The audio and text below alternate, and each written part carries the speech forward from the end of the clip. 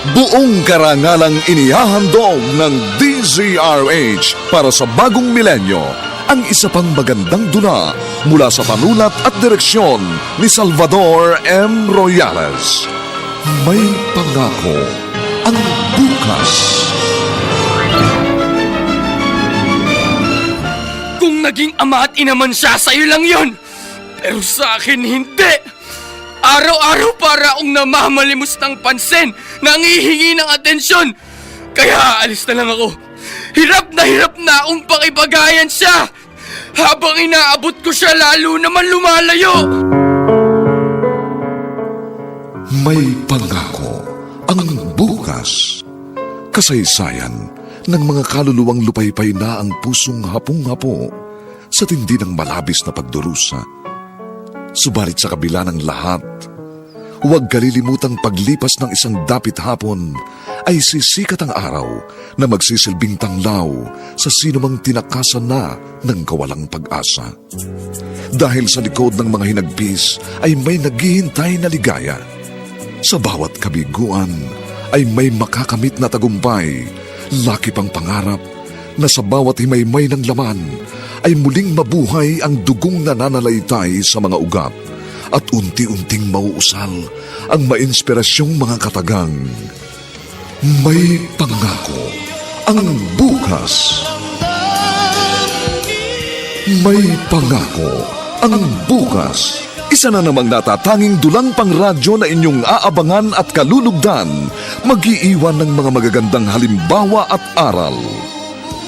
May pangako ang bukas.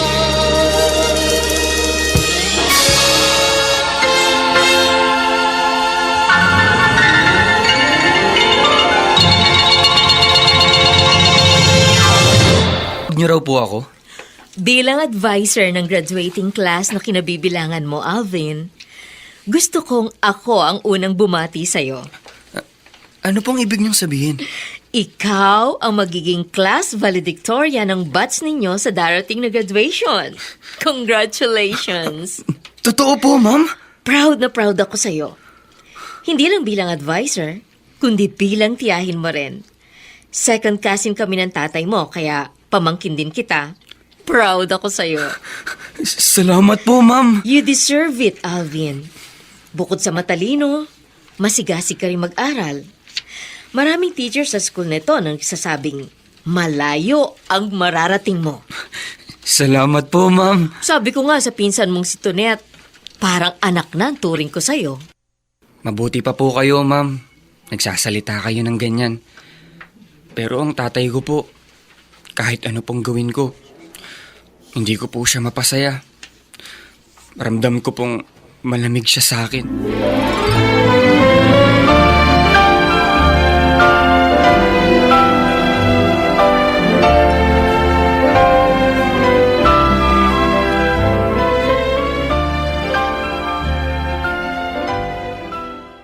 Tay, maganda magiging ani natin ngayon. Ang ganda ng uhay ng mga palay natin. Oo nga, Limuel. Sana'y wala munang dumating na bagyo para hindi masalanta ang ating mga tanim. Sana nga po. Oh, bakit ganyan ang tingin niyo sa akin? Kung nagpatuloy ka ng pag-aaral, sana'y nasa 2 taong ka na sa kolehiyo. Ang kaso ayaw mo nang mag-aaral nang makagraduate ka ng high school. Dito na lang ho ako sa bukid, tay. Tutulong na lang ako sa inyo. Nangihinayang kasi ko, anak. Ang gusto ko sana makatapos ka ng pag-aaral. Kasi kapag wala kang mataas na pinag-aralan, matutulad ka na lang din sa akin. Araro nang hahawakan mo hanggang sa pagtanda mo. Okay lang ho sa akin yun, tay. Isa pa, hindi ako sintalino ng kapatid kong si Alvin. Siya na lang ho pagtapusin niyo sa pag-aaral. At kapag nakatapos ho siya, masaya na rin ako.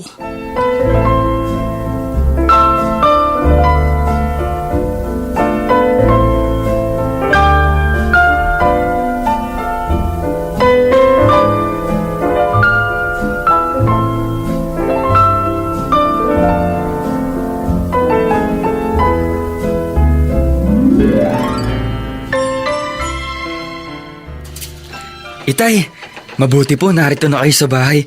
May magandang balita po ako. Ha? Ganun ba? Anong balita yun? Kinausap po ako ng advisor ko. Yung teacher na second cousin ninyo. Sabi po niya sa akin na ako po yung tiyak na magiging valedictorian ng batch namin sa graduation sa susunod po na buwan. Hindi po ba kayo natutuwa sa binalita ko? Magbihis ka na ng pambahay at sumunod ka na sa amin dito sa kusina. Naghahain ang Kuya Lemuel mo. Bakit ganun? Kahit anong gawin ko, pakiramdam ko hindi masaya si Itay sa mga achievement ko. Parang hindi niya ako anak.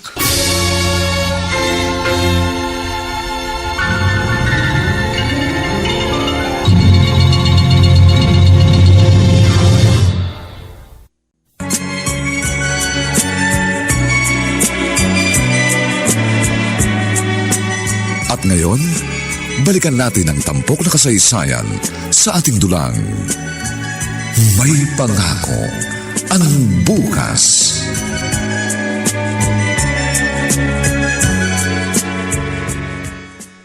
Alvin, bakit narito ka lang sa corridor? Vacant period natin. Hindi ka pa pupunta sa kantin. Hindi ako nagugutom, Tonet. Alam mo, napansin ko kanina umaga kapag ganyan. Parang wala ka sa mood. Ikaw na ang top 1 sa batch natin. Dapat nga masaya ka eh. Bakit? May problema ba? Ang Itay, Bakit?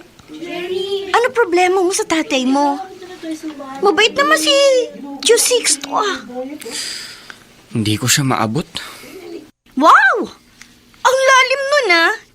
Malayo ba siya? Malayo siya sa akin. Kahapon nang dumating ako sa bahay, excited pa naman ako nang ibalita ako sa kanyang ako ang siguradong valedictorian ng batch natin. Wala siyang reaksyon. Ni hindi nga ngumiti. Di ko man lang nakita na natuwa siya. Inaasahan ko pa naman na babatiin niya ako. Ay, bakit ganun? Yun nga rin ang tinatanong ko sa sarili ko. Bakit pakiramdam ko mas mahal pa niya yung kuya kong walang hilig sa pag-aaral?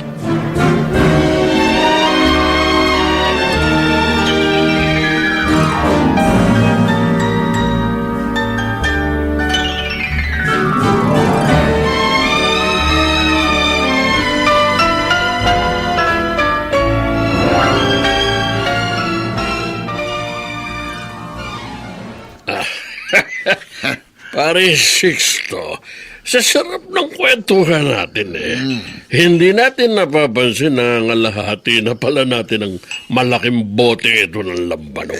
Masarap inumin eh. May timpla na. Sa susunod, ako naman ang bibili, ha? Pero, magkakatay ka ulit ng bibe. Masarap uminom kapag may pulutan. Oy, nung narito pa ang sawa mo si Caridad, madalas pinagluluto mo siya ng pulutan natin, ha? Pre, huwag mo na binabanggit ang pangalan ng babaeng yun. Talipandas ang kumari mo, pare. Taksil siyang babae. Kung ayaw niya sa akin, ayoko rin sa kanya. Bahala siya sa buhay niya, visit siya. Tagay, pare. Tagay pa. Ganitong masarap na buhay. Pagkatapos ng maghapong pag-aararo, tagay-tagay. Ha? Pare. Tapatin mo ako, pare Sixto. Naalala mo pa rin ba si Mare Caridad? Ang tigas naman ang ulo mo, pare. Wala nang visit na babaeng yun. Huwag mo nang banggitin ang pangalan niya. Ayoko nang maalalang taksil na dati kong asawa.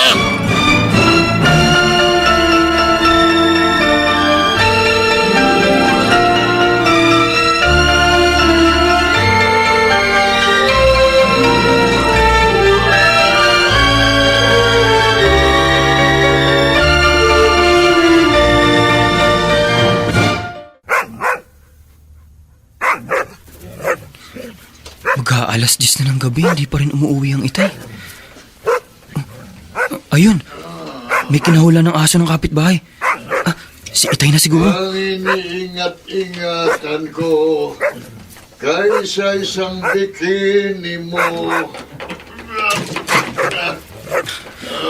Itay, lasing po kayo. Marigising ka pa. Asa ang William mo? Ha? Natutulog na po yata si kuya. Kumapit po kayo sa akin. Ano? Ihahatid ko kayo sa higaan nyo. Gusto nyo po bang punasan kayo ng mainit na tubig? Bitiwan mo ako. Kaya kong pumunta sa kwarto ko ng mag-isa. Alis! Alis si Jan! Huwag ka nga arang-arang sa dinaraanan ko. Ito. Emel! Emel! Tay! Bakit po? Halika, anak. Masakit na masakit ang ulo ko. Ilutin mo ng bahagya ang noo ko, ha? Po! Andiyan na po! No. Dito. Andito naman ako. Tay! Oh, yan. Sige. Pero si Kuya Limuel ang tinawag niya. Yan, ang sarap, anak. Yan. Bakit si Kuya lang? Si Kuya lang ba ang anak niya?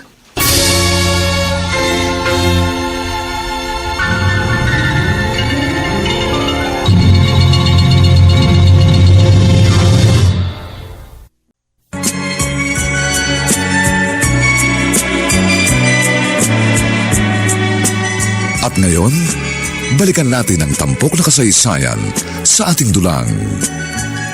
May pangako ang bukas.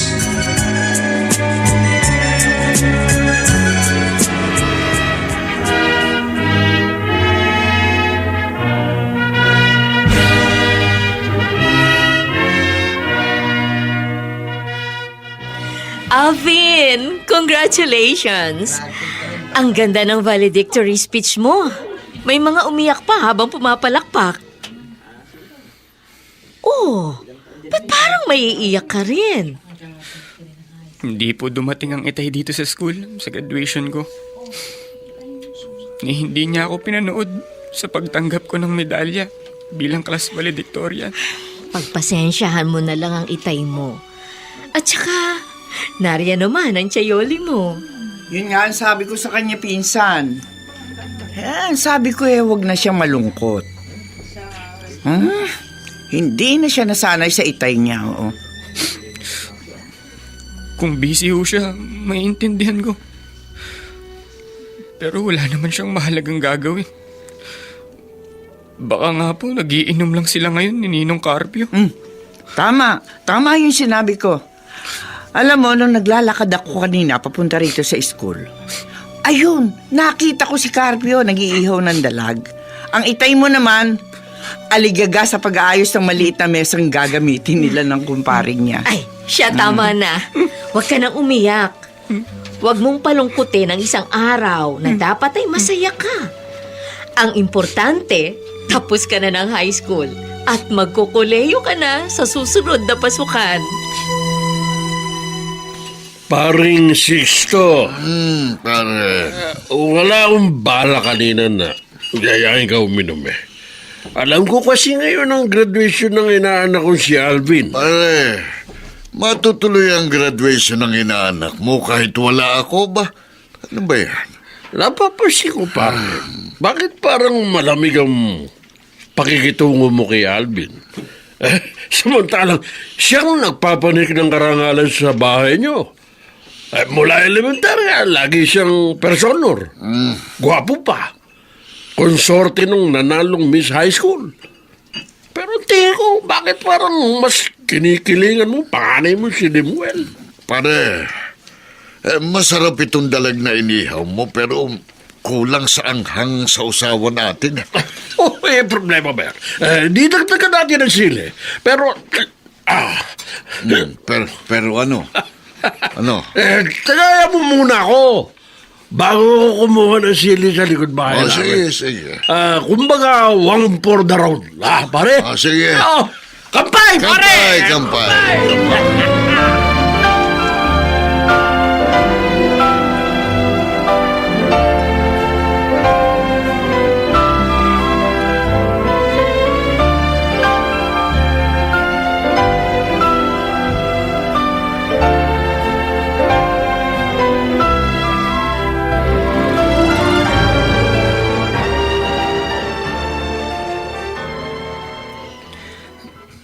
Itay?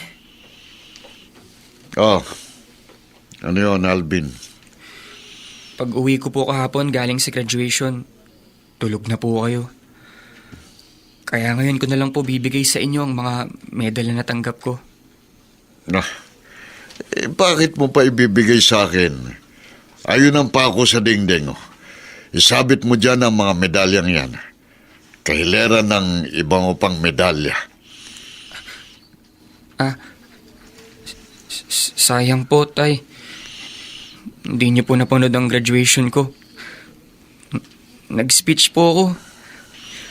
Ang daming pumalakpak. O di mabuti. May gusto po sana akong itanong. Ano yun? Magka-college po ba ako?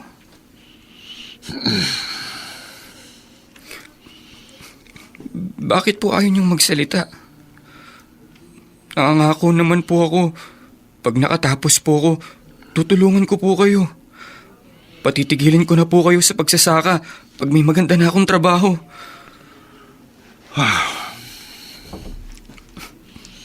Itay, sige na naman po. Pag-aralin niyo naman po ako. Gusto ko po talagang makatapos.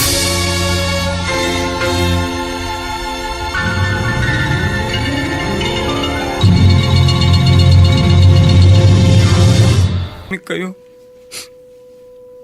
Tay, nakikiusap po ako. Sige na naman po. Payagan niyo po akong mag-college. Pinakita ko naman po sa inyo, di ba? Masipag naman ako mag-aral. Hindi po masasayang gagastusin ninyo sa akin. Pag nakatapos po ako, nangangako po kung susuklian ko ang suportang ibibigay ninyo sa akin. Tumahan ka na. Payag na po kayo. Sige, mag-aaral ka. Pero hindi sa kolehiyong mahalang matrikula. Bilang valedictorian batch po namin, pwede po akong makakuha ng scholarship, Tay. Kahit makakuha ka ng scholarship, kapag sa magandang school ka nag-aral, tiyak malaki pa rin ang gastusin. Kaya sa murang school ka pa rin dapat mag-enroll. Sige po, payag po ako. Wala naman po sa ganda at laki ng school yun. Nasa estudyante po ang ikatututo. Salamat po. Salamat po talaga, Itay. Pumayag na palang itay mo na mag-aral ka sa college. Bakit parang malungkot ka pa rin, Alvin? Masaya naman ako, Tonet. Kaya lang, medyo nalulungkot din ako. Kasi parang napilitan lang si Itay na payagan ako. Kasi iniyakan ko talaga. Tsaka sabi niya, doon lang ako pwedeng mag-enroll sa City College na subsidized ng gobyerno. Ayos na rin yun. Ako nga, kahit teacher si Mama at nasa Saudi si Papa, doon din ako mag-aaral. Kung ganun, magkakasama pa rin pala tayo? Oo! Doon kasi nagtapos si Mama eh. Kunwari lang siguro yung loyalty niyan sa kanyang alma mater. Pero ang tunay na dahilan siguro, nagtitipid. Ang iniisip ko kasi, kahit doon lang din ako mag-aaral, syempre may gastos pa rin. Oh, Unang-una, yung allowance ko araw-araw. Kung napipilitan lang si Itay, hanggang kailan kaya niya ako mapagtsatsaga ang bigyan ng baon araw-araw? bakit naman ganyan ka mag-isip? Syempre, di ba? Pag hindi bukal sa isip ng isang tao ang kanyang ginagawa, syempre madali siyang magsasawa. Yun ang kinakatakot ko. Baka agad... Hilog na ang uhay ng mga palay natin. Sa susunod na linggo, pwede nang i-harvest. Oo nga, Limuel. Palibasa, hindi tayo dinaanan ng malakas na bagyo. Magandang butil ng mga uhay. Mapipintog. Tay, may naisip po ako. Ano yun? Di ba, kung minsan, may mga karayan tayong nakikiusap na sila nang gagapas para makaparte sila? Ngayong ano, huwag na tayo magpagapas pa. Ha? Tayo na lang ang gumapas para wala nang mababawasan sa ani natin. Sinisipag ka ba? Nag-aaral na ho sa college si Alvin, tay. Oh, Kaya dapat, doble kayod tayo. Gusto kong makatapos ang kapatid ko. ang plano ko sana, bigyan ka ng malaki-laking pera pagkatapos ng anihan. Pambili mo ng bagong pantalon, sapatos. Ay, wag na ho. Si Alvin na lang ang bigyan nyo ng pambili ng bagong damit at sapatos. Siya yung pumapasok araw-araw. Kaya mas kailangan niya mga yun. Kailangan mo rin yon. Binata ka na. Kailangan nagbibihis ka rin ng maayos. Eh, sino ba naman ang popormahan ko dito sa bukid? Kalabaw natin. Kaya si Alvin na lang ang paglaanan natin, tay. Siya po ang kailangan magbihis araw-araw.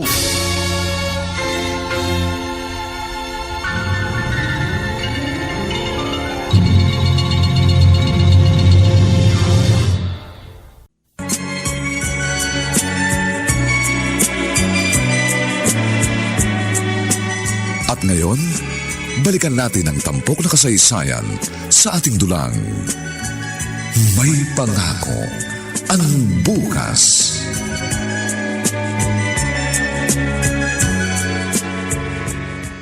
Kuya Lemuel, wala nang smart dishwashing gel dito sa lababo. Maghuhugas ako ng mga plato. Iwan mo na hugasan, Alvin. Ako na bahala dyan. Ako na. Hindi ka pa ba malilate sa school? Maaga pa naman, kuya. Tsaka hinihintay ko pang magising ang itay. Hingi kasi ako ng pera. May kailangan akong bayaran sa school. Lasing si Itay kagabi. Mamaya pa magigising yun. Oh. Eto pera. Ito na ang ipambayad mo. Mabuti may pera ka. Nakapagbenta ng mga alagang baboy ang Itay. Binigyan ako. Ibili ko raw ng pantalong ko. Pero sa kanila ako bibili. Gamitin mo muna ang pera. Salamat, kuya. Kukunin ko na to, ha. Kahit nakakahiya sa'yo. Kailangan ko talaga, eh. Salamat ulit. Uy, Alvin, alam mo, hindi bagay sa'yo na lagi nakasimangot. Nawawala yung pagkapogi mo. Sabi ng isang classmate natin na may crush sa'yo, bakit daw mukhang lagi kang problemado? Kung ikaw ang nasa katayuan ko, baka lagi ka ring wala sa mood tonight. Bakit na naman ba? Ano na naman ang problema mo? Si Itay, Oh, ano si Tio Sixto? pumayag nga siyang mag-college ako. Pero parang walang halaga sa kanya. Kung makatapos man ako o hindi. Katulad kanina. Hintay ako ng hintay na magising siya dahil hingi ako ng pera para sa bayarin natin dito sa school. Pero tanghali na tulog pa rin. Lasing na lasing kasi kagabi. Oh, anong nangyari? Mabuti na lang may pera si Kuya Lemuel. Ayun, siya ang nagbigay sa akin. Oh, dapat ka pa rin matuwa. Dapat ko bang ikatuwa na parang walang pakialam sa pag-aaral ko si Itay? Dapat kang matuwa. Dahil supportive sa'yo si Kuya Lemuel mo. Ibig sabihin, gusto rin ng kuya mo na makatapos ka.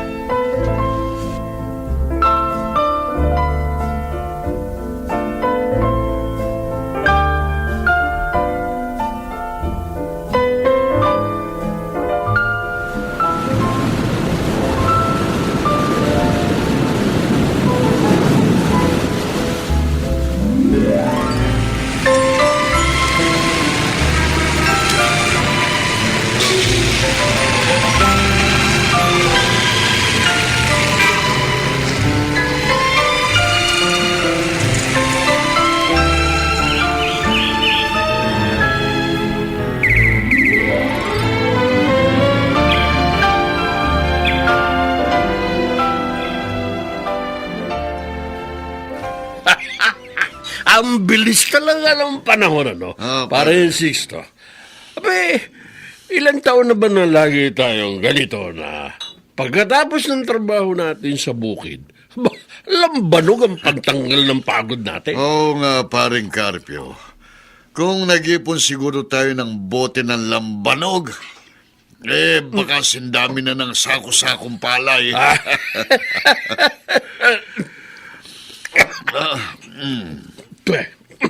May iba ako, pare. Third year ng anak mo si Alvin. Sa susunod na taon na, magtatapos na. Magkakaroon ka na ng anak na titulado. Makatapos man siya o hindi, wala akong pakialam, pare. Bakit naman, pare? Hindi mo ba nakikita, ha?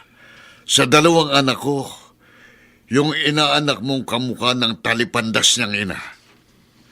Kaya siguradong doon siya nagmana. At katulad ng kanyang ina, pare, ha? Lalayasan din ako niya ang pagdating ng araw. Hindi naman siguro, pare.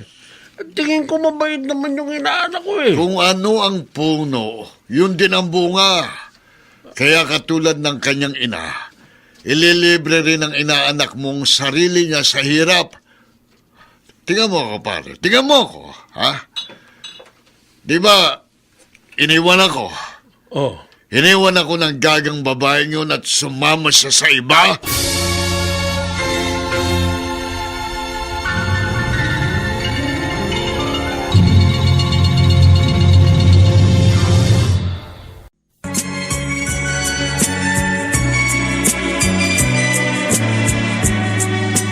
At ngayon, balikan natin ang tampok na kasaysayan sa ating dulang. May pangako ang bukas.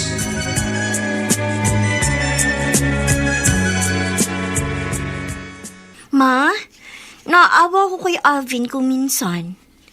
Mula nung mag-aral kami sa college, walang araw na hindi siya nawalan ng problema. Uy, ano raw bang pinoproblema ng pinsan mo, Tonet? Yung dati pa rin yung problema nung high school kami. Hindi raw siya masyadong pinapansin ni Tio Sixto. Ancho Sixto mo naman kasi. Hindi na naka-move on. Ano po bang ibig ninyong sabihin? Natatandaan mo pa ba ang tiya karidad mo? Yung asawa ni Kuya Sixto? Opo. Oh, sa kanya nakuha ni Alvin ang tangos ng ilong at ang ganda ng mga mata. Kaya gwapo ang pinsan mo. Pero yun nga, bigla na lang nawala si Ate Caridad. At ang balita dito sa nayon, may sinamahan daw lalaki. At yun ang naiisip kong dahilan kaya siguro hindi masyadong mahal ni Kuya Sixto ang bunsong anak niya. Eh kasi nga, malaki ang hawig nito sa nagtaksil niyang asawa.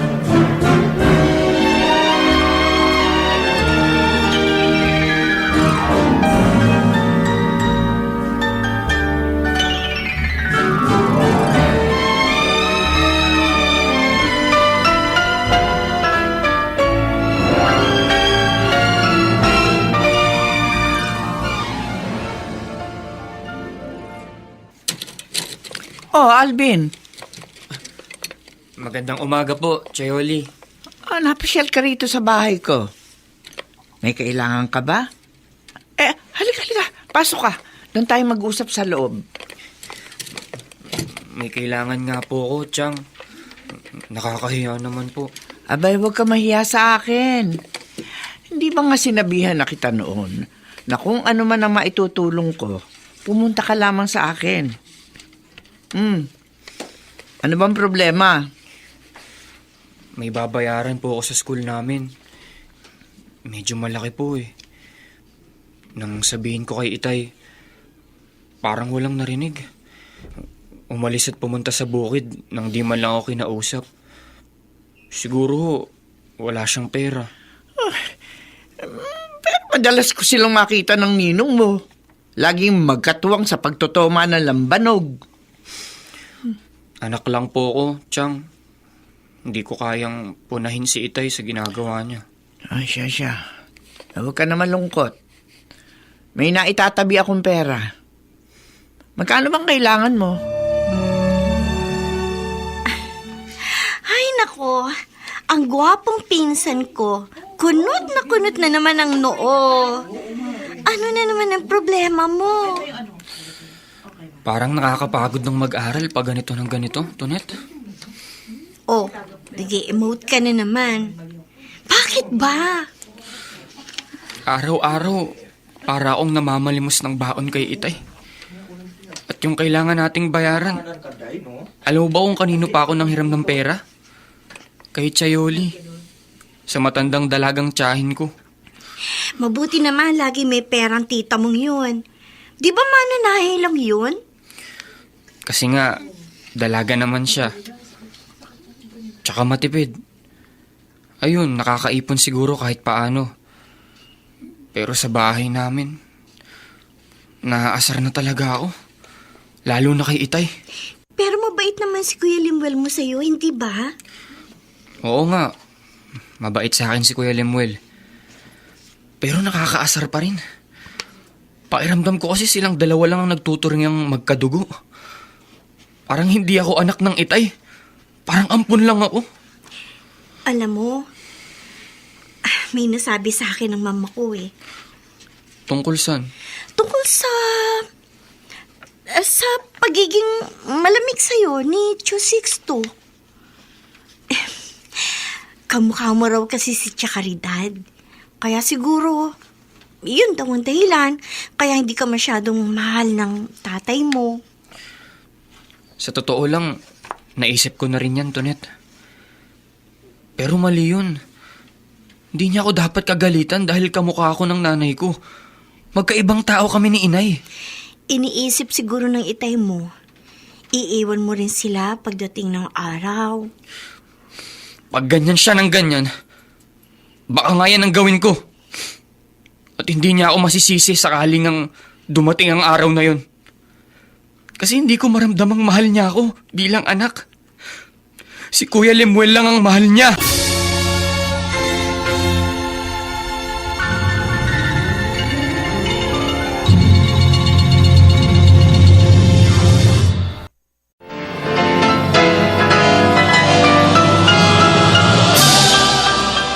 Buong karangalang inihahandog ng DZRH para sa bagong milenyo ang isa pang magandang dula mula sa panulat at direksyon ni Salvador M. Royales. May pangako ang bukas. Kung naging ama at ina man siya, sa'yo lang yun. Pero sa akin, hindi. Araw-araw para akong namamalimos ng pansin, nangihingi ng atensyon. Kaya alis na lang ako. Hirap na akong pakibagayan siya. Habang inaabot ko siya, lalo naman Na sa bawat himaymay ng laman ay muling mabuhay ang dugong nananalaytay sa mga ugat at unti-unting mauusal ang mainspirasyong mga katagang. May pangako ang bukas. May pangako ang bukas. Isa na namang natatanging dulang pangradyo na inyong aabangan at kalulugdan, mag-iiwan ng mga magagandang halimbawa at aral. May pangako ang bukas.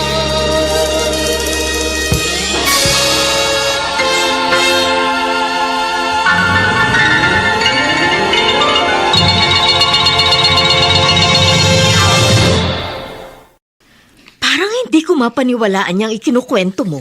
Totoo po, Mama. Sinabi sa akin ni Alfie na malapit na raw siya mapuno sa ipinapakitang kalamigan ng tatay niya.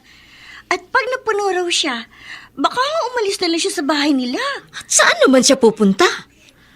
Isa pa, paano ang pag-aaral niya? Ewan ko kung anong plano niya. Pero wag niyo rin masyadong problemahin ang paborito ninyong estudyante.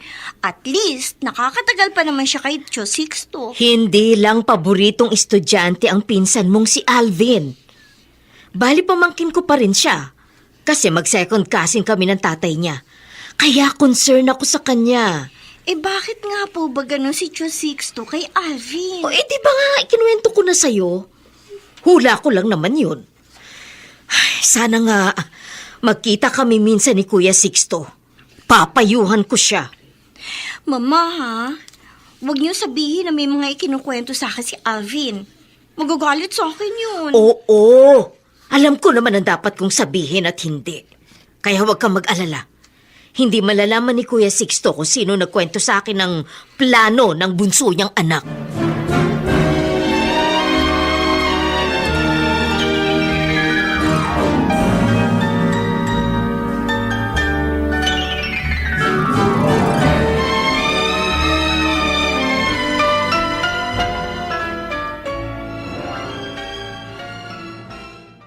Sa langit wala ng beer. That's why we drink it here. Ba, si Pinsang Eden itong makakasalubong ko. Kuya Sixto! Oy, ikaw pala, Insang Eden. Galing ka ba sa school? Oo, galing ako sa school. Pero dumaan din muna ako sa bahay ng isang kasamahan kong teacher. Ganon. Kaya medyo hinapon ang uwi ko.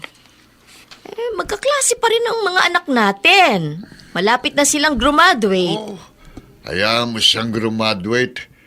Hindi ko pinagpapansin ng Alvin na yun. Magtapos man o hindi. Kuya, wag mong mamasamain ha. Wag mo naman pakitaan ng kalamigan ng bunsong anak mo. Nagtatampo na yung bata. Bakit? Nagsumbong ba siya sa'yo? Ay, hindi siya nagsumbong sa akin. Pero noon ko pa rin naman napapansin yun eh. Parang wala siyang halaga sa'yo. Sa mga importanteng okasyon sa school nung maliit pa siya, hindi mo siya sinasamahan. Kasi nga, abala ako sa bukid. Oh. Kuya Sixto naman, Oh. ang babaw naman ang katwiran mo. Ba, Pasensya ka na ha, nakapagsasalita ako ng ganito. Pero para din naman ito sa kabutihan ng pamilya mo. Para hindi kayo tuluyang magkasira-sira.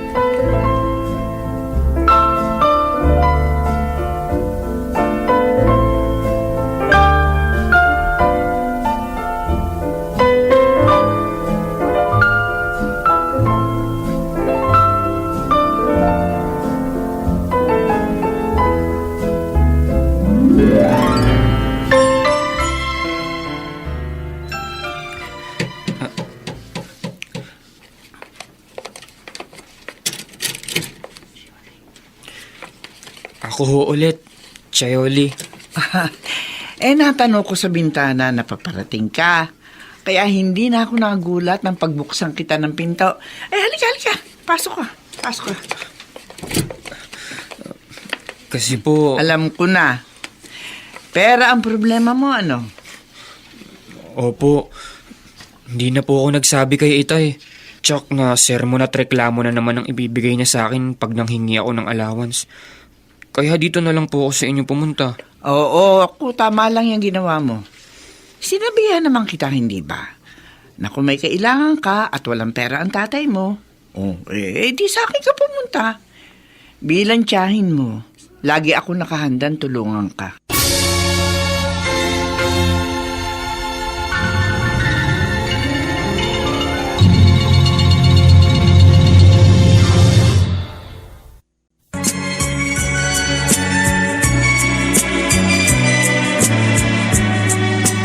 At ngayon, balikan natin ang tampok na kasaysayan sa ating dulang. May pangako ang bukas.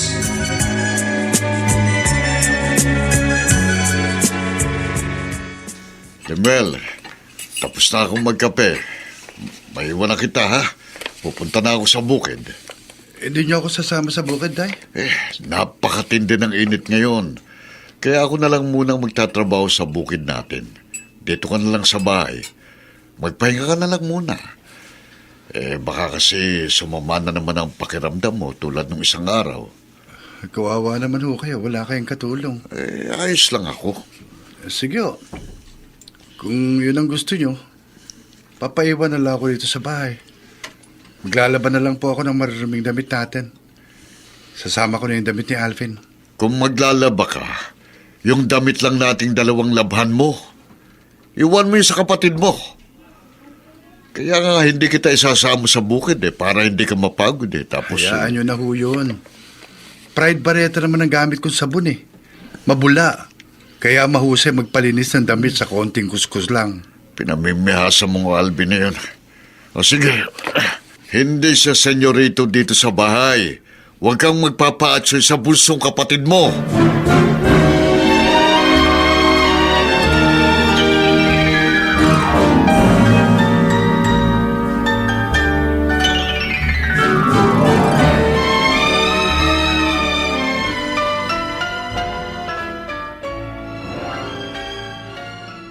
Alvin, Nakita pala si Mama at ang itay mo. Sinabi pa sa'yo ni Tio Sixto na kinausap siya ni Mama? Bihira akong kausapin ng itay, Tonet. Alam mo naman yun, di ba? Wala siyang nabanggit tungkol sa pagkikita nila ng mama mo. Parang nagalit pa nga raw ang Chong kay Mama. Kasi raw, pinagsabihan niya tungkol sa malamig na pagtrato niya sa'yo. Ikaw naman kasi. Hindi ka na sana nagkwento sa mama mo ng mga tungkol sa hinanakit ko kay itay. Naawa na rin kasi ako sa'yo eh. Kaya yun, nagkwento ko kay Mama. At si Mama naman, concerned din naman siya sa'yo. Alam mo naman yun. Favorite student ka noon mula pa noon. Oh, sabihin ko raw sa'yo na kahit anong mangyari, huwag ka raw hihinto ng pag-aaral. Kung talagang nahihirapan ka na raw, lumapit ka sa kanya. Nakakahiya naman. Ano ka ba? Kamag-anak mo kami, no? Huwag ka nang mahiya sa amin. Lalo't future mo ang nakataya.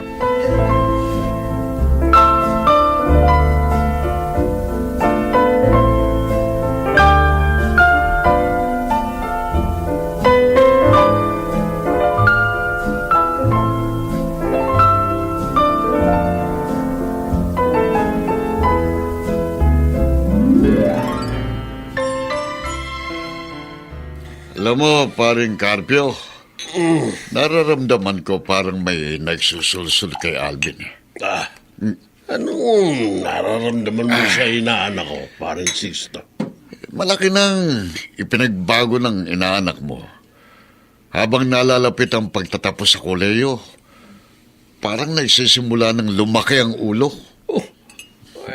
Bakit mo naman nasabing lumalaki na ang ulo ni Alvin? Abay. Parang nakikipagtikisa na sa akin eh. Parang hindi na ako nakikita pag nasa bahay kami. Pagdating sa hapon galing sa pagpasok, agad na didiretso sa kwarto at hindi na lumalabas habang nasa sala ko. Hindi na sumasabay ng hapunan sa inyo ni Limuel? Kapag inalok ng kuya niya ng pagkain, ang sabi, kumain na raw siya sa bahay ng tiyapioli niya. Tagay yung pangako. Napakasama ito. Oo nga, maraming beses ko nakikita si Alvin na galing kina Yoli. Hindi kaya ang tiyahin niyang yun ang nagsusulsul? Kung may nagsusulsul nga. Hindi ko alam. Pero sa ganito kaaga, pare, nakikita ko ng mga palatandaan ng nakatakdang mangyari. Nakapagtapos na yung inaanak mo, ha? Lalantak na rin ng layas ang gagong yon. Baka naman iniisip mo lang yan. Maniwala ka sa akin, pare. Sasalang kutsara sa bibig. Pero ang kutob ko'y hindi. Nagmanang Alvin na yan sa taksil kong asawa. Kaya wala na rin akong gana sa inaanak mo. Paano kung gaganang magpaaral sa ganyang klaseng anak? Pare. Ha? Bitawan mo nga yung kutsilyo. Nakakatakot ko siya. Pambalato ng mangga. Hindi kaya nakakalata rin si Alvin na Ano? matabang ang pakitungo mo sa kanya. Kaya inilalayo na rin niya ang loob niya sa'yo, pare. Kung makahalata man siya, bahala sa Pare. buhay niya, pare. Yung kutsilyo ko. Ayan, oh. Tutala, pare, makinig ka sa akin. Sa ugali niyang yun, hindi talaga ako umaasang makakasama ko siya hanggang sa aking pagtanda. Ang alam kong makakaramay ko pagtanda ko, ha? Oh. Ang panganay ko lang, si Limuel.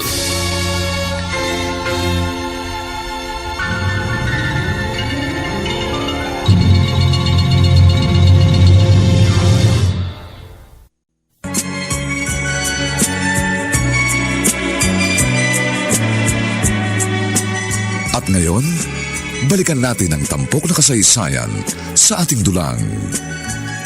May pangako ang bukas.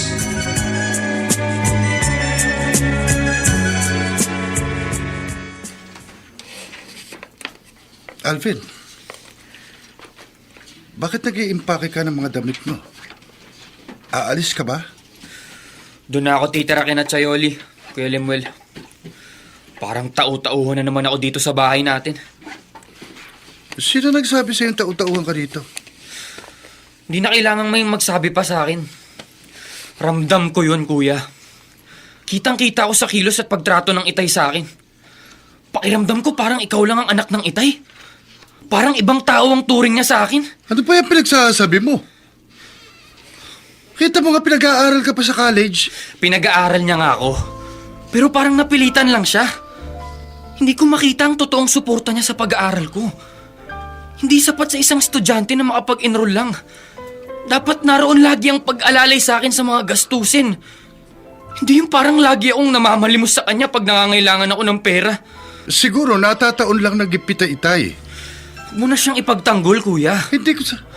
Kung di sa tulong ng malayong kamag-anak natin na si Tia Eden, lalo na si Tia Yoli, baka noon pa ako nahinto sa pag-aaral. Uy, nakikita mo naman, di ba? Gipit din tayo. Kaya hindi maibigay ang lahat ng pangangailangan mo. Konting tiis, tol. Konting pang-unawa sa tatay natin. Noon ko pa siya inuunawa, kuya. Sinasabi ko sa sarili ko na problemado lang siguro ang Itay, kaya ganun ang pagtrato sa akin. Pero hindi. Kitang-kita ako. Iba ang pagtrato niya sa'yo. May lambing siya sa'yo. Laging mahinahon. Sa akin, parang ibang tao siya. Malamig. Tiwalag. Parang ibang tao. Problemado lang ang Itay kaya ganun. Kasi nga nilayasan tayo ng nanay natin. Nang umalis si Inay, pare-pareho tayong nawalan. Si Itay nawalan ng asawa. At ako, nawalan ako ng ina. Alam mo pala si Itay nang gumanap na ama at nanay natin. Mula nang umalis si Inay. Kung naging ama at ina man siya, sa'yo lang yun. Pero sa akin hindi. Araw-araw para akong namamalimos ng pansin. Nangihingi ng atensyon. Kaya aalis na lang ako. Hirap na akong pakibagayan siya. Habang inaabot ko siya, lalo naman siyang lumalayo.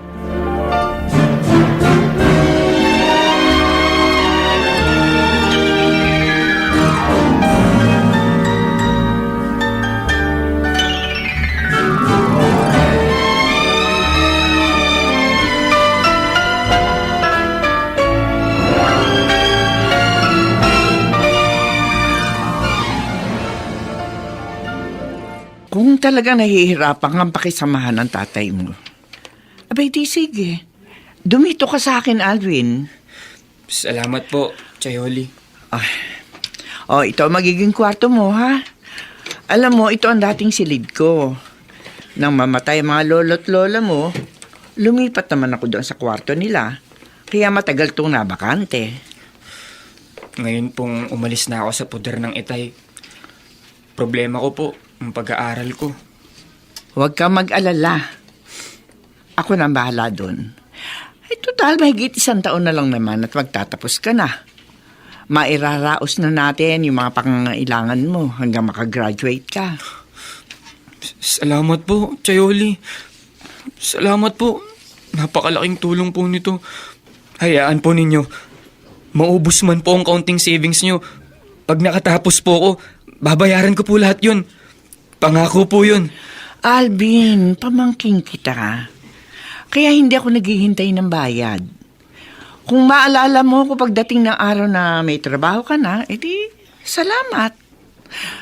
Ang importante lang sa akin, maging maganda ang kinabukasan mo.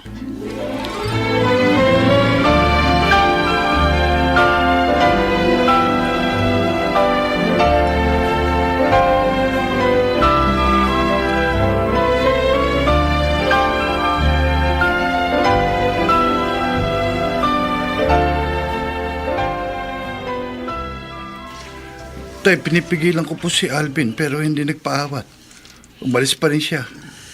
Doon na raw siya titira kina Chayoli. Kung yun ang gusto niya, bahala siya. Hindi niyo ba siya susunduin? Ano? At pababalikin dito sa bahay natin? Bakit ko siya susunduin? Ang totoo, inaasahan ko na ang pag-alis niyang ito. Kamukha siya ng iyong ina. Kaya parehong kanilang ugali. Tay, Kung hindi niya ako kailangan, Lalong hindi ko siya kailangan sa buhay ko.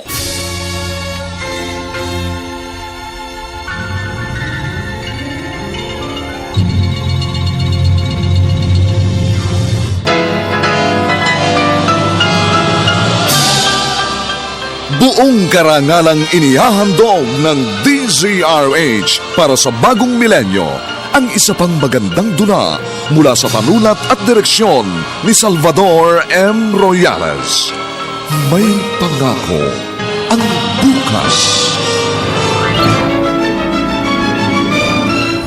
Kung naging ama at ina man siya, sa'yo lang yun. Pero sa akin, hindi. Araw-araw para akong namamalimos ng pansin, nangihingi ng atensyon. Kaya alis na lang ako. Hirap na akong pakibagayan siya. Habang inaabot ko siya, lalo naman May ng laman ay muling mabuhay ang dugong nananalaytay sa mga ugat at unti-unting mauusal ang mainspirasyong mga katagang. May pangako ang bukas. May pangako ang bukas. Isa na namang natatanging dulang pangradyo na inyong aabangan at kalulugdan, mag-iiwan ng mga magagandang halimbawa at aral. May pangako ang bukas.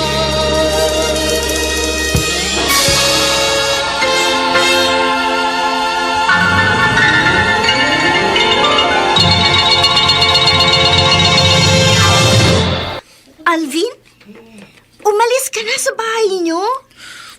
Oo, Tunit. Hindi ko na talaga kayang makisama kay Itay. Sobra na ang pambabaliwala niya sa akin.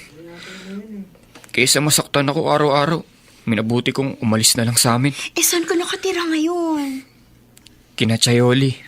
Paano yung pag-aaral mo? I mean, ang gastos mo araw-araw, ang tuition mo, paano na?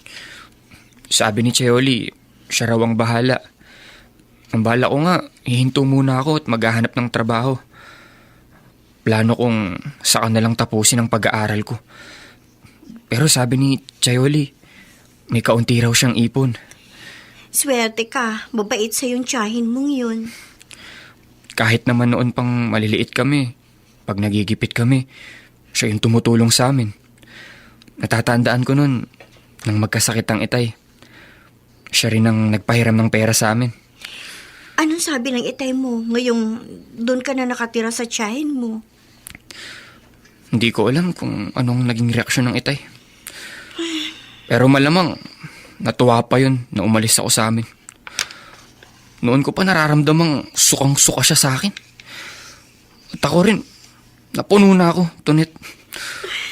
Hinding-hindi na ako babalik. Pare Sisto, nagkita kami ni Yoli. Sa kanya na pala nakatira ang inaanak ko si Alvin. Paring Garpio, ayoko nang pag-usapan ng tungkol sa suwail na inaanak mo, ha? Ibang paksa na lang ang pag-usapan natin. Kasi pare, nalulungkot ako sa nangyayari yan sa inyong mag-ama. Hindi magandang tingnan na nag-alis sa balutan ng bunso mong anak at pumunta sa bahay ng hipag mo. Wala akong pakialam kahit saan siya pumunta, pare. Hindi ba't sinabi ko na naman sa'yo noon pa? Kapareho ng kanyang inang Alvin na yon. Palibasa silang magkamuka. Kaya parehong ugali. Kasi hindi raw magandang trato mo. Tama na yan, pare! Sige. Taas mo na yan, tagay mo. May kasabihan tayo, ha? Hindi dapat nagtatagal ng tagay. Dahil baka tubuan ng lumot. Tumagal na raw sa ano ng babae. Wag lang sa baso. Kaya inumin mo na yan. At nang makatagay na rin ako. Sige.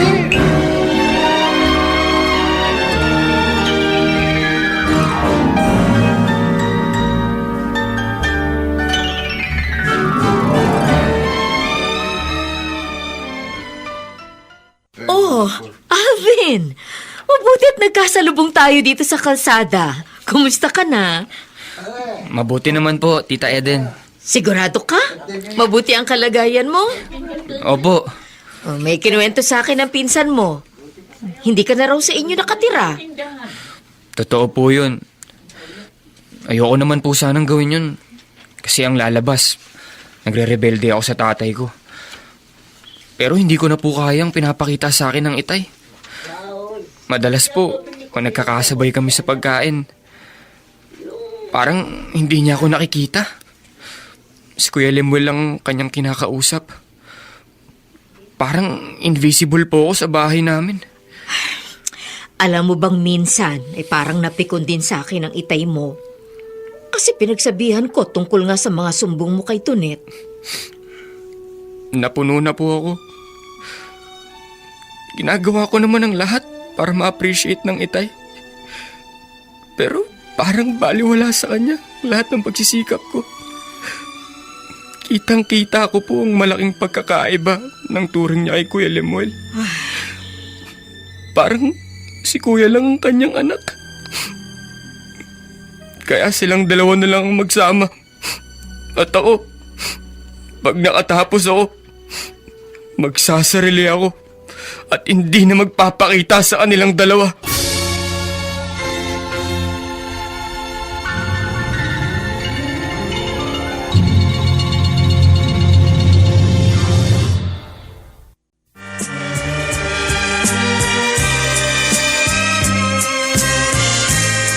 At ngayon, balikan natin ang tampok na kasaysayan sa ating dulang. Eto, pare Sixto. Magkape ka muna. Nang makita ka ng mare mo na dumating, ipinagtimpla ka rin niya eh. Salamat, pare. Bakit? Inaamoy-amoy mo pa yung gilid ng tasa. Minsan kasi, pare, nagkape ko sa isang karinderya sa bayan. Abay, amoy sabon ang tasa eh. Pero itong tasa nyo, walang amoy sabon. Aba, malinis sa kusina ang asawa ko, pare. Basta naghugas ng plato at mga kubyertos ang kumari mo. Abay, smart dishwashing gel ang gamit. Nung minsan maubusan ng smart dishwashing gel, ako ang binuhangaan, pare eh. May pambili raw tayo ng lambanong. Bakit walang pambili ng panghugas ng pinggan? Pare, kahalalim ng buntong hininga mo, ha? Hanggang ngayon ba yung pinoproblema mo pa rin ang pag-aalis sa baluta ng inaanak ko? Pare, ilang beses ko nang sinabi sa'yo, wala na akong pakialam sa Alvin na yun. Nung isang araw nakita kami sa bayan, pare. Bibili ako ng abono. Siya naman papasok pa lang yata. Ayun, nagkakwentuhan kami. Alam mo, pare, malalim ang hinanakit sa'yo ng inaanak ko. Naku. At siya pang may ganang sumama ang loob sa akin. Ako na ngang ipinahiya niya sa buong nayo natin, di ba? Bakit ka naman napahiya sa buong nayo? Yun na nga. Nilayasan niya ako tulad ng ginawa sa akin ng kanyang ina. At dahil nilayasan ako, siyempre sa isip ng mga tao akong masama. Katulad din ng biglang mawala si Caridad. Inisip ng mga kanayo natin ang malaking pagkukulang ko sa asawa ko, kaya ito ng lalaki. Pare, doon sa ginawa ni Maring Caridad, wala kang kasalanan doon. Hindi ikaw ang napintasan sa pangyayaring yon. Pero sa akin pa rin ang bagsak ng sisi. Sa tingin ng marami, ako pa rin ang masamang asawa.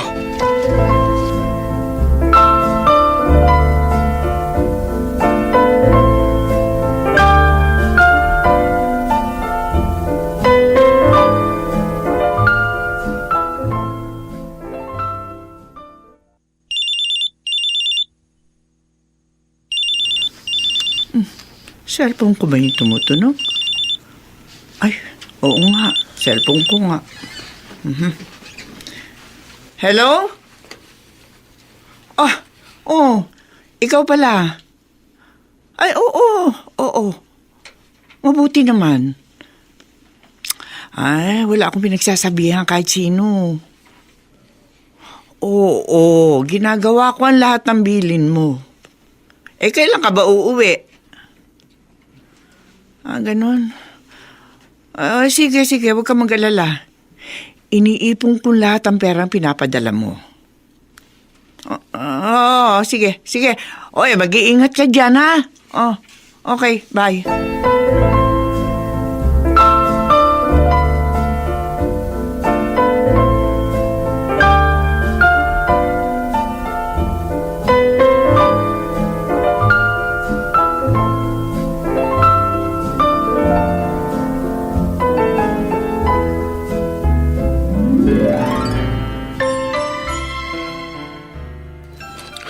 Bukas, matatapos ko ng pagsasabog ng abono sa mga tanim naming palay. May trangkaso si Itay. Kaya ako munang mag-isang magtatrabaho dito sa bukid namin. Ba? Siya Yoli. Makakasalubong ko. Tama-tama. Kukumustahin ko si Alvin. Siya Yoli! Ay! Magandang hapon po. Alam, ikaw pala, Limuel. Ay, saan ka ba galing? Sa bukid ho. Ang Itay mo, bakit hindi mo kasama? May sakit po si Itay eh. Ha? Trangkaso. Si Alvin po, kumusta? Maayos naman ang kapatid mo. Hoy, malapit ang gumraduate. Oo. Nagpa-practicum na sa isang bangko ng gobyerno. Itong Itay mo, kailan pa may sakit? 3 araw na po. Bago po yun, laging sumasakit ang ulo. Ay, nako.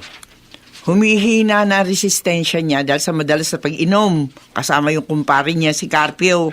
Bisyo na ho ni tata yun, Chayoli. Bata pa lang ako, madalas tuwing hapon, umiinom sila ni Mang Carpio ng lambanog. Ay, alam mo, ang bisyo niyang yun ang dahilan. Kaya nilayasan siya ng inyong ina. Limuel? Bakit? Bakit sinabi mong bigla ang dibdib mo? Ano ba nangyayari sa'yo? Di ako makahinga. Limuel! Ay, bumagsak! Limuel! Saklolo! Saklolo! Tulungan niyo ang pamangking ko! Saklolo!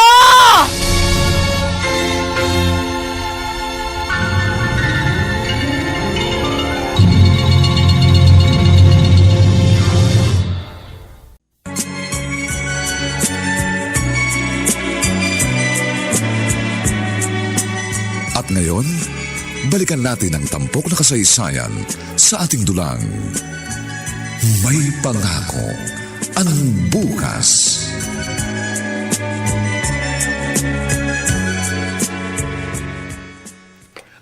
Ate Yoli, kumusta si Lemuel?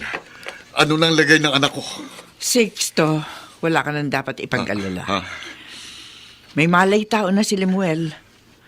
Pasalamat tayo dahil eksaktong may napadaang may dalang owner type jeep. At agad na dala to sa regional hospital ang anak mo. Ano raw ang nangyari? Bakit nawalan siya ng malay? Nahirapan siyang huminga. Pero nansakay na kami sa owner type jeep. Dahan-dahan naman siya nagkamalay. Ang sabi ng doktor na tumingin sa kanya, lumalaki raw ang puso ni Lemuel. Diyos ko. Kung sa bagay, kahit nung maliit pang bata si Lemuel, nakakaranas na rin siya na madaling mapagod. Madali siyang hingalin. Gusto ko lang munang makita ang anak ko. Tapos alis ulit ako, Ate Yoli. Bakit? Saan ka pupunta? Magdidilihensya ako ng pambayad dito sa ospital. Nakakahiya naman kung sa'yo pa rin ako manghihiram. Siya, sige. Bilang amay katungkulan mo talaga yon. Pero ako, uuwi lang ako sandali. Pero babalik din ako agad. Gusto ko ring malaman ang resulta ng iba pang mga test na gagawin sa pamangking ko. Tay, pasensya na. Gastos na naman ito nangyari sa akin. Huwag mong isipin ang gastos, Lemuel, anak. Iniintay ko pang sasabihin ng doktor kung ano ang mga gamot na dapat bilhin para makaginhawa para sa'yo. Kanina, narinig ko sinasabi ng Dr. Kichayoli. Oh. Mahal daw ang mga gamot ko. Kung makabubuti naman sa'yo, ayos lang yun. Alam ko, gipit tayo. Sinabi ko na, anak, magpalakas ka. Huwag mong isipin ang gastos dito sa ospital. Kung kailangan magbenta tayo ng kapirasong lupa, gagawin ko. Gumaling ka lang. Sinabi ko na rin yan kanina sa tita Yoli mo. Kung magbebenta pa kayo ng lupa, maipagamot lang ako. Di na ako magpapagamot, tay. Anak. Sayang ang lupa. Yun lang ang pinagkukunan natin ng kabuhayan. Alin bang mas mahalaga? Ang kabuhayan o ang mismong buhay?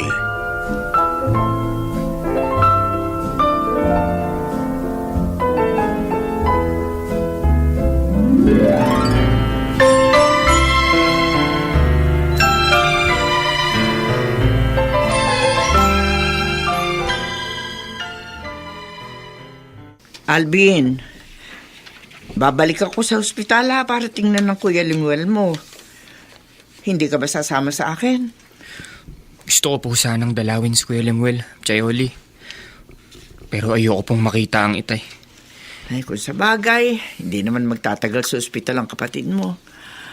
Pag nakumpleto na yung mga test na gagawin sa kanya, reresetahan na lamang siya ng doktor ng mga gamot na kailangan niyang inumin. Ano po ba talaga ang sakit ni Kuya? Sabi ng doktor lumalaki raw ang kabilang bahagi ng puso. Noong ba naman yun? Kahit ng mga 3-4 na taon siya, madalas, bigla na lang nangingitim ang labi ng kuya mo. Kala nga namin, pag nakatake ng gano'n, mamamatay na kasi nga nawawalan ng malay. Kaya pala kahit minsan, hindi siya sumali sa mga palaro sa school nung elementary kami. Ay, oo. Ano raw pong plano ng itay? Ang sabi niya sa akin, kung sakali raw nakakailanganin ng kuya mo na malaking halaga, siguro daw ay magbebenta siya ng lupa. Baka raw hatiin niya sa kahanyo at ipagbili ang kalahati. Kitang-kita talagang pagkakaiba ng pagtingin niya sa aming dalawang magkapatid, Chayoli. Kahit minsan, hindi naisip ni itay na magsangla o magbenta ng lupa para sa pangmatrikula ko.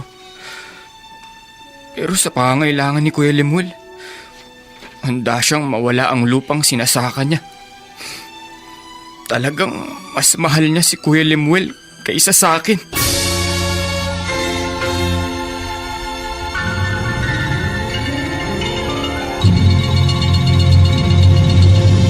May laki pang pangarap na sa bawat himaymay ng laman ay muling mabuhay ang dugong nananalaytay sa mga ugat at unti-unting mauusal ang mainspirasyong mga katagang.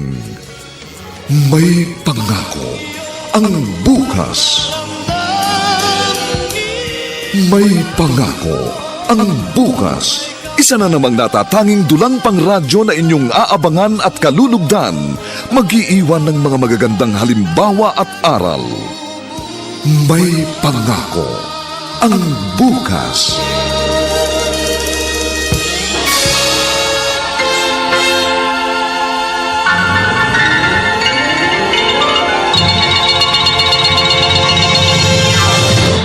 Magkatabi naman ang sakahan natin. Baka interesado kang bilhin ang kalahati ng bukid ko. Ha? Binibenta mo ang bukid mong pare Sixto? Hindi buo, pare. Kalahati lang. Gagamitin ko sa pagpapagamot sa panganay ko. Uy, hindi raw naman o-operahan si Lemuel. Magagamot lang. Bakit kailangan magbenta ka ng lupa? Mahal ang mga gamot na iinumin niya. Saka kailangan magpabalik-balik sa doktor para ma-monitor ang kanyang lagay. Pare, ang panganay ko na lang ang kasama ko sa buhay. Ayokong may masamang mangyari sa kanya. Pare, gustuhin ko mambili ng lupa mo. Wala naman akong sapat na pera. Bakit hindi mo ialo kay Manuel? Nag-Saudi yun, maraming ipon. Binabarat akong masyado ni Manuel, pare. Alam na gipit ako. Siya nga pala, dinalaw na ba ni Alvin ang kuya niya? Galit siya sa akin. Ayaw niya sigurong makita ko. Kaya hanggang makalabas ng ospital si Lemuel, hindi dumalaw ang inaanak mo. Alam mo bang ngayong araw na ito ang graduation ng bunso mo? Pare, masyadong marami na akong problema para pag-ukulang pa ng pansin ng mga ganyang bagay. Ang importante lang sa akin ngayon, yung makagawa ko ng paraan para hindi na malagay ulit sa alanganin ang buhay ng panganay ko. Pagkalipas ng maraming taon, babalik ako sa Pilipinas. Ano kayang magiging reaksyon ng mga anak ko sa pagbabalik kong ito? Tatanggapin kaya nila ako o kasusuklaman? Sabi ni Ate Yoli, ngayong araw na ito raw ang graduation ng bunso kong anak. Oh, sana umabot ako kahit man lamang sa munting handaan sa bahay ng kapatid ko.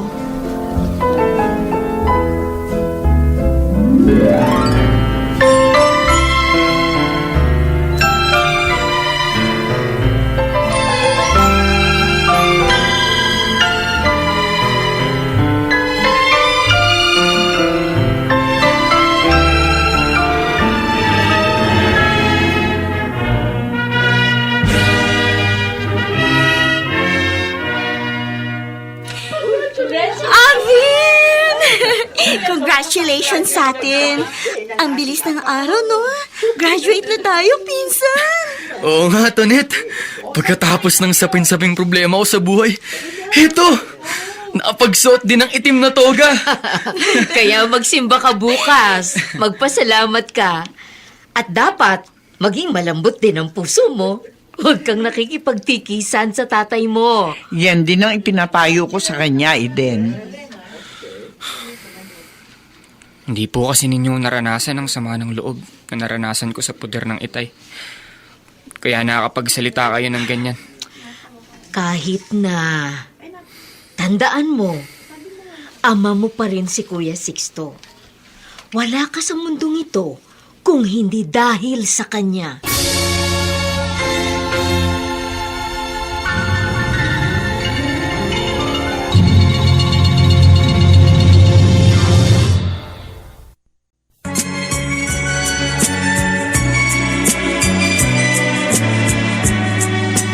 At ngayon, balikan natin ang tampok na kasaysayan sa ating dulang. May pangako ang bukas.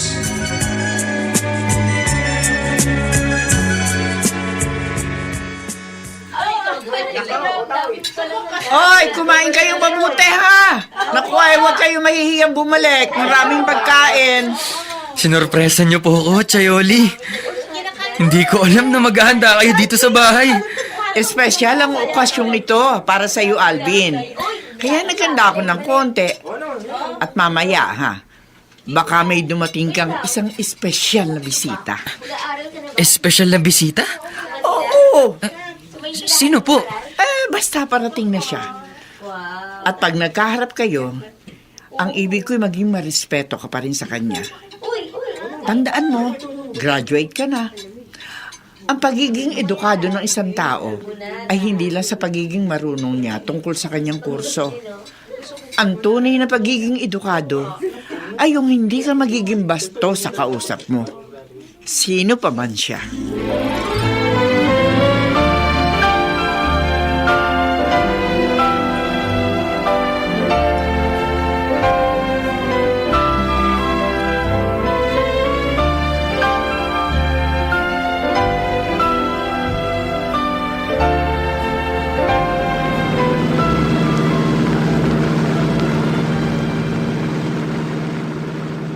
Eto na ako.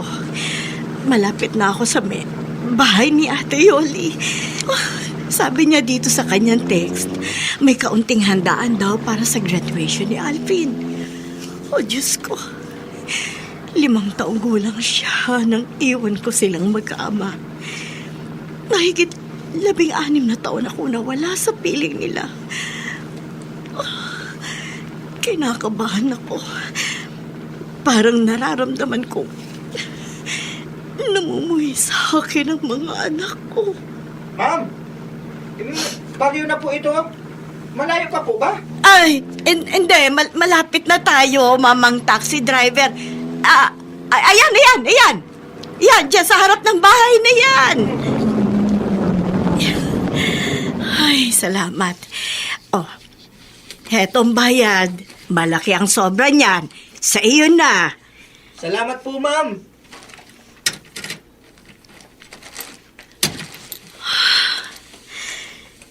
Eto. Ano kaya magiging reaksyon ng anak ko sa muli naming pagkikitang ito? Alvin, abay kumain ka na rin. Samayan mo yung mga kaibigan mo. Hindi po mawala sa isip ko ang sinabi niyo kanina, Chayoli. Sabi niyo po, may special tayong bisitang darating. Nako, Ito na siguro siya, Alvin. Baka siya yung sakay ng taksing huminto sa tapat ng bahay.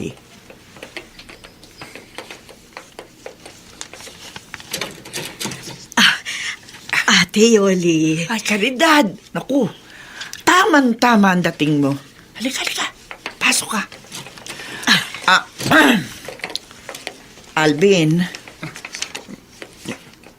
Chayoli? magmano ka sa nanay mo.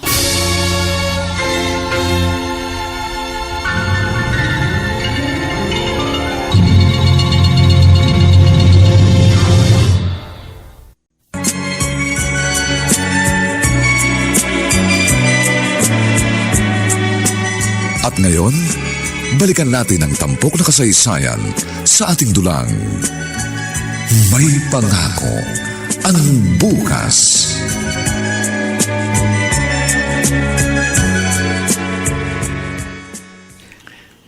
Alvin, Caridad, dito kayo mag-ina mag-usap sa loob ng kwarto. Nakakahiya naman sa mga bisita kung sa salas pa kayo magdadrama. May iiwan ko muna kayo, ha?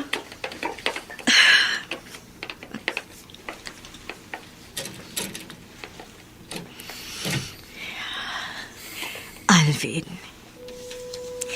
inaasahan ko na ito. Galit ka sa akin.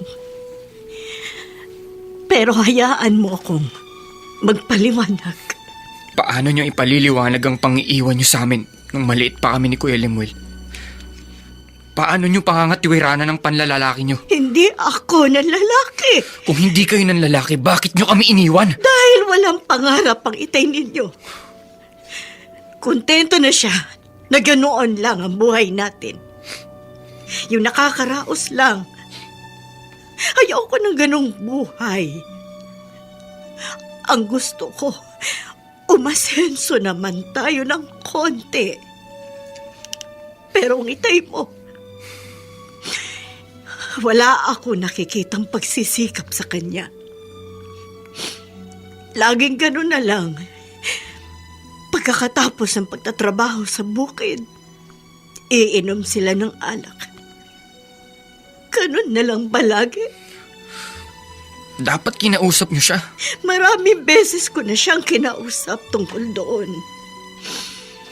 Pero ang sabi niya, hindi naman daw tayo nagugutom.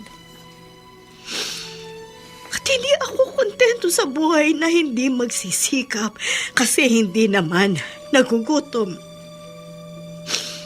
Iniisip ko ang kinabukasan ninyong magkapatid. Huwag kayong plastic. Siguro iniwan kayo ng lalaki nyo. Kaya kayo bumalik. Ay, ano ba kayo? Narinig si Salas ang pag-uusap nyo. Alvin, totoo ang sinabi ng nanay mo. Umalis siya para mapaghandaan ang kinabukasan nyo magkapatid.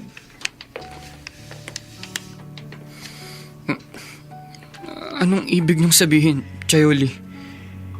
Yung pera ay pinapahiram ko sa inyo. Galing yun sa nanay nyo. Yung perang itinustos ko sa pag-aaral mo. Pera din yun ng iyong ina. Yung halagang itinulong. Inay. Inay. Ano ko? Kayo po ang pinakamagandang graduation gift na natanggap ko. Salamat po. Salamat po. At bumalik kayo. Hindi ka na galit sa akin, anak. Hindi na po. Naiintindihan ko na po kayo.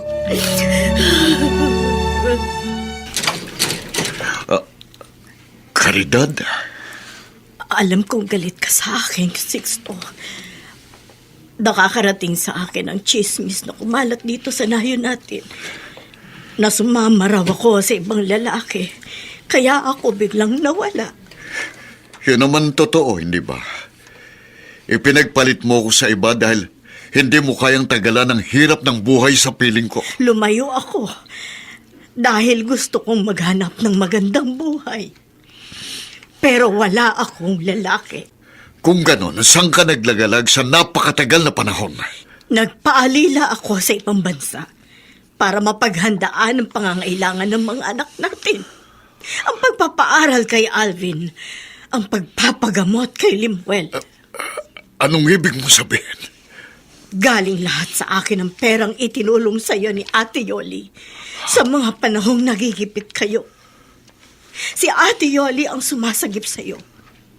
Lahat ng yun, galing sa pinagpaguran ko bilang domestic helper sa Jordan. Hindi ako ng lalaki, Sixto. Matino akong tao. Maniwala po kayo sa mga sinasabi ni Inay, Itay. Nagpaliwanag na rin siya sa akin. Alvin, Tapusin na po natin ang gusot sa ating pamilya, Itay. Lalo ho ngayon na may sakit si Kuya Lemuel. Tama ang sinabi ng anak natin, Sixto. Inihihingi ko rin ang tawad. Ang bigla kong pag-alis. Alam ko, sobra ko rin nasaktan ang damdamin mo. Dahil sa mga chismis na kumalat dito sa baryo. hindi ka nanlalaki. Hindi. Sumusumpa ako. Kahit minsan, hindi ko dinungisan ang pangalan mo. Umalis lamang ako para magsikap. Para hanapin ang kaginhawaang ayaw mong hanapin. Kung yun ay kasalanan, patawarin mo ako. Ako rin po, Itay. Humihingi po ako ng tawad sa inyo. Kasi naging rebelde ako. Nilayasan ko kayo. Patawarin mo rin ako, Alvin. Hindi ako naging pareha sa'yo. Pinakitaan kita ng kalamigan. Inilayo kong loob ko sa'yo dahil sa galit ko sa iyong ina. Dahil magkamukha kayo. Tuwing nakikita kita'y naiisip kong bunga ka ng babaeng dumungi sa dangal ko. Walang dumungi sa dangal mo, Sixto. Kakalidad. Nakikiusap po ko, Itay. Ngayong bumalik na si Inay, siguro naman po, mawawala na rin ang inis niyo sa akin. Dahil magkamukha kami. Magsasama-sama po ulit tayo. Graduate na po ako, kaya magkakatrabaho na ako. Alvin. Magtutulong-tulong po tayo para maipagamot si Kuya Lemuel. Magiging buo po ulit tayo bilang isang pamilya. Natatanaw sa magandang pangako ng bukas.